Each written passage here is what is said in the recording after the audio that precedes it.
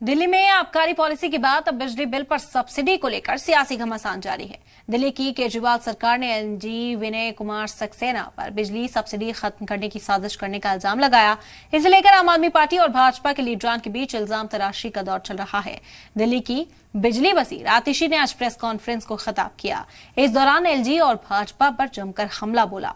उन्होंने कहा कि बिजली महकमे से आज मेरे पास एक फाइल आई है जिसमें किसानों और वकीलों को फ्री बिजली बंद करने की तजवीज है।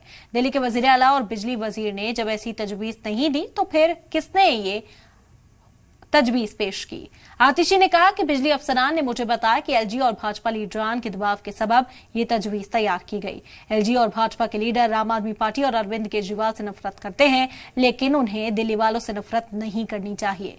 इस मामले पर किसान और वकील मुझे फोन कर रहे हैं।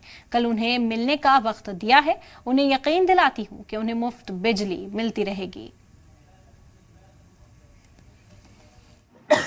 बिजली विभाग ने ये प्रस्तावित किया है कि जो फ्री बिजली दिल्ली सरकार, अरविंद केजरीवाल की सरकार दिल्ली के किसानों को देती है, दिल्ली के वकीलों को देती है, उस फ्री बिजली को बंद करने का प्रस्ताव दिल्ली सरकार के बिजली विभाग ने आज मेरे सामने रखा।